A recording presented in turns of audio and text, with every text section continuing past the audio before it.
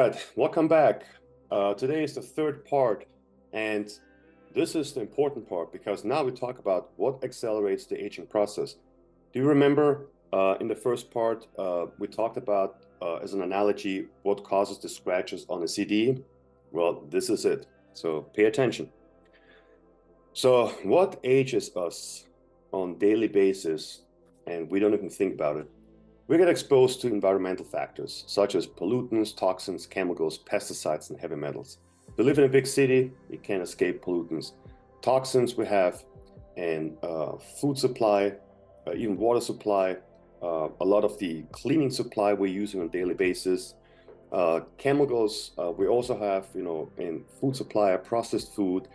Pesticides, especially here in America, pesticides are a real issue because let me give you an example. I just saw a new study where they sprayed berries, in particular strawberries. Their skin is like a sponge, so all that poison goes inside the fruit. And so when they squeezed the fruits and the juice came out, there was so much pesticide in there, they could actually take the juice and respray the crop. And that's what we consume. So think about this. Causes cancer, causes many other diseases, messes up your methylation, and speeds up the age process. Heavy metals, same. We have it in our food, we have it in the air, even some of the cooking ware, and yeah, and also in the water supply too.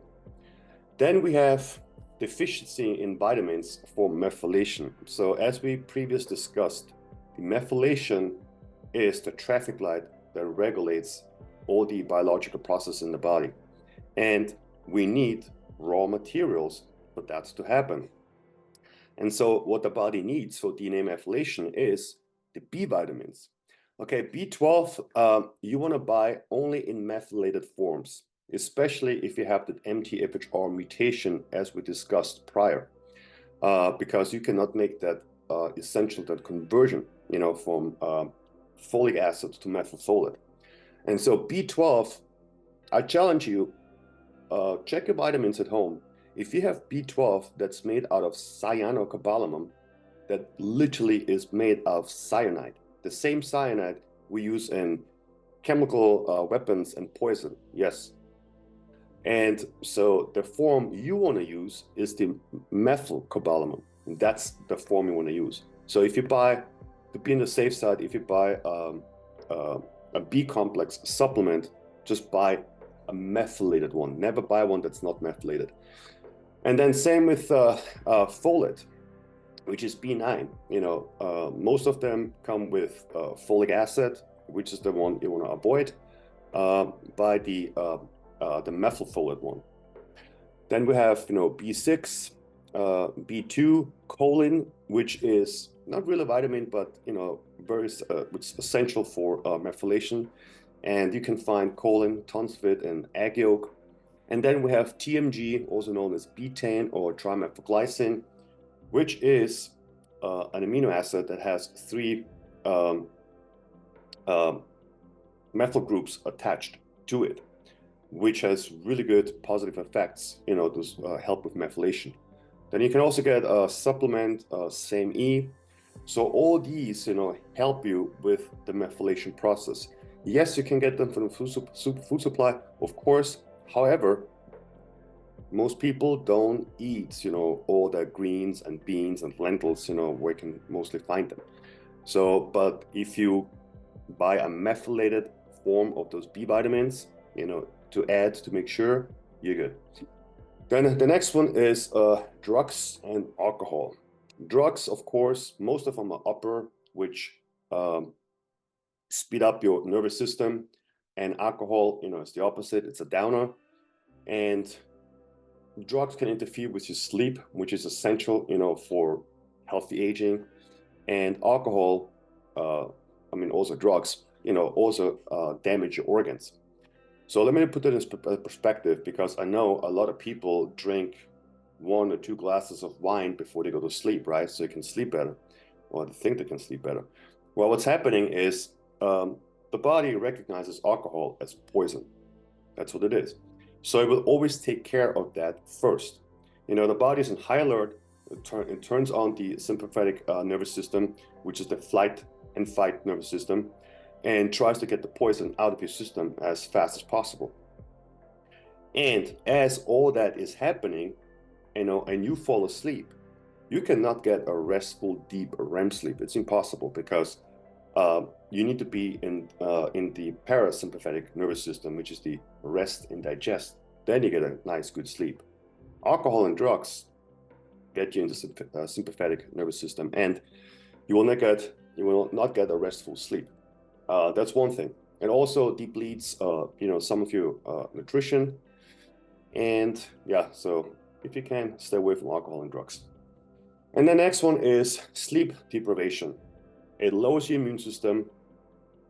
It also activates your stress response, which correlates, with alcohol or drugs, because it, activates the sympathetic nervous system.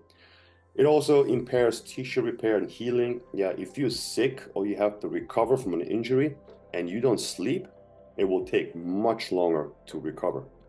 And then also it messes up your gut health and also insulin resistance and also metabolic dysfunction. So I would say, to put that in perspective, how important sleep actually is. If you would ask me, David, what is the most important, if I only have to pick one thing that's free, I'm not talking about supplements or anything, what is the most important thing to slow down the aging process and to stay healthy and to heal? I would say it's sleep. It's that important. Doesn't matter how many anti-aging supplements and everything you take, if sleep is not given, because that's when all the magic happens, the healing and the recovery, that's not happening, nothing will happen. All right, next one is radiation. Radiation is an interesting one, especially when it comes to the sun. All right, how am I going to put this?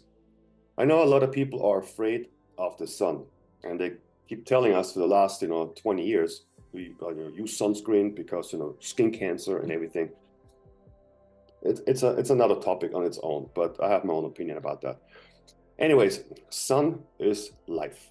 Without sun, we wouldn't be here and nothing would grow. So we depend on sun, and that's what makes you feel good and makes you happy, because it also helps you with methylation. However, sun can be harmful because of the UV radiation if you expose yourself, too much, meaning to a point where you burn your skin and it starts peeling and stuff, right? Well, that is damage. That is sun damage. Yes, you should avoid that. However, if you go in the sun, every day for like 30, 40 minutes, trust me, that helps for health, methylation, and that correlates also for healthy aging. So don't be afraid of the sun. And by the way, the first 45 minutes in the morning when the sun rises, there is no harmful UV radiation. So if you're so afraid about UV radiation, go outside in the morning, and the first 45 minutes, you're safe. And then we have tanning bed. Well, same thing, what's happening is, the UV radiation, if too much, can break your DNA. So it causes DNA damage.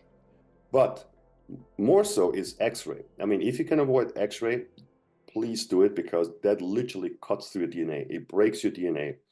I'm always getting mad when the dentist is coming in and doing an X-ray, and then they mess it up and they have to do it again and again. I'm like, God damn it! It's like, you guys are causing DNA damage in my skin, and I get wrinkles.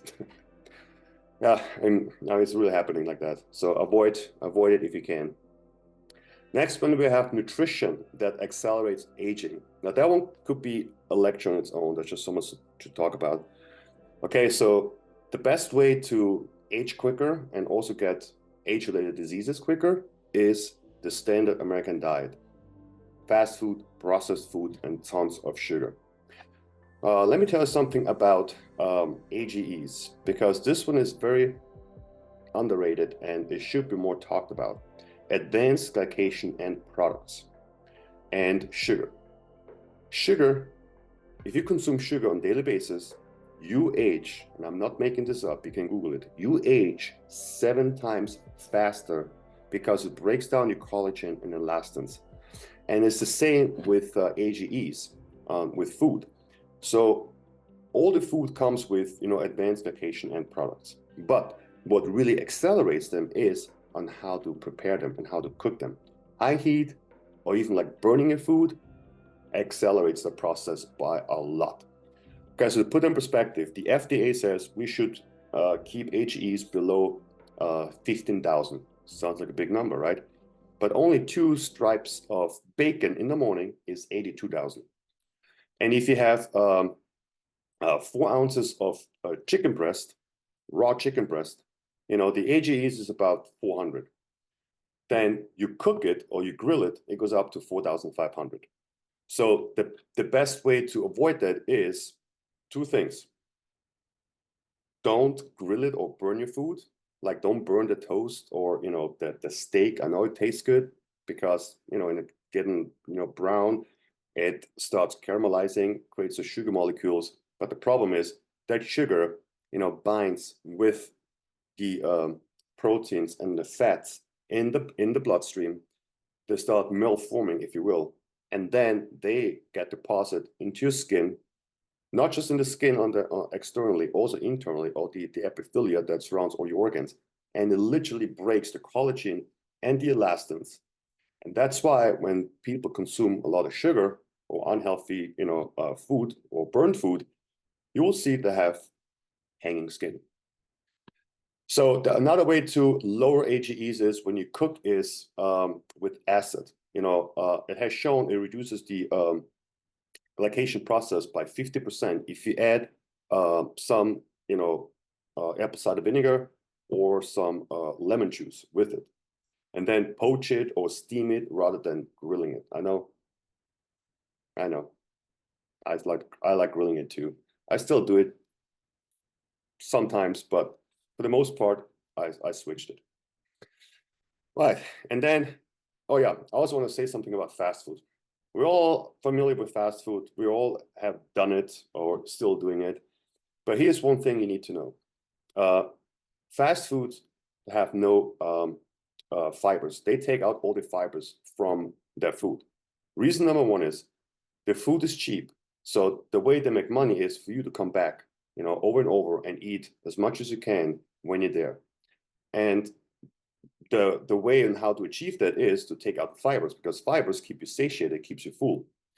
Has other benefits too, like lowering cholesterol and feeding good gut bacteria and so on. But in this case, you can eat more. And also the sauces that come with it, they add chemicals in the sauces that temporarily break the leptin signaling. So what is that? Our fat cells send us a signal to the brain. It's called the leptin, and tells the brain, hey, we have enough fat stored, stop eating. That's that feeling you get when you eat and eat and you go, oh, I'm full. But have you noticed when you go to a fast food restaurant, you can eat, and you don't get that feeling, and you eat and eat, and then you look like you're already pregnant because your belly's like sticking out so much because you're so swollen because you eat so much, and you still don't have that feeling of being full. That happened to me, but back then I didn't know. Now I know. Now I know better. All right, next one is anabolic steroids. Is anybody is listening here is a bodybuilder or fitness freak that's using steroids? Now's the time to turn it off. All right, so well, it's actually not too bad. Anabolic steroids, what's happening there? It activates mTOR activation, which is known as mammalian target of rapamycin. mTOR gets activated after workout. It's responsible for cell growth, cell regeneration, and proliferation.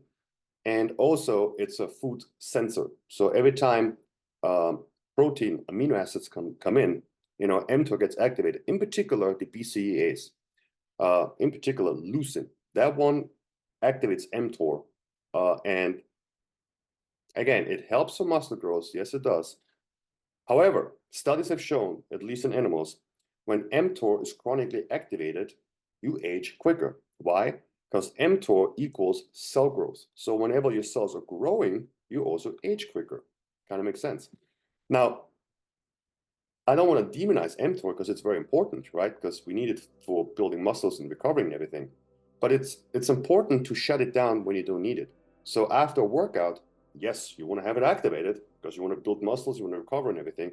But on days you don't train, you want to have it suppressed. And that's what we're going to talk about in a little bit, because there are some longevity supplements that temporarily, suppress it if you don't need it. All right, next one is chronic stress. Chronic stress, that low, inflammation stress that occurs because of that, is deadly. It messes up your hormone balance. It increases inflammation even more, especially the low-grade inflammation, that doesn't go away, and also impairs cellular function, as a negative impact. Overall, if your entire health. But also chronic stress on a cellular level, it makes it hard for your cells to take up, oxygen and nutrients. And that's why when your cells don't receive, oxygen, some of the essential nutrients, your cell function, goes down. And that, of course, correlates in having health conditions, or age quicker. And then inflammation. Have you done the CRP blood test before? That one is very important.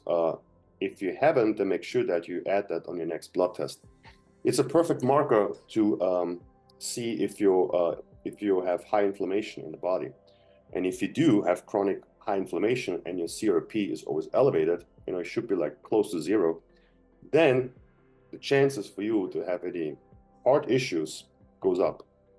And that can occur, from poor dieting, sedentary lifestyle, obesity, smoking, alcohol, drugs, and also environmental factors and chronic infection. Now, I had a lung infection, and when I did the test, my CRP was up to like 15, which is super high. But then, thank God, after the lung infection was gone, it went back down to zero. But if you do a test, 2 or 3 times a year, and it's constantly activated, you better talk to your doctor. And stay tuned, because the next chapter is how to activate those longevity pathways. These are those pathways we want to activate. And there's 2 ways. So watch the next series, because this one is going to be interesting.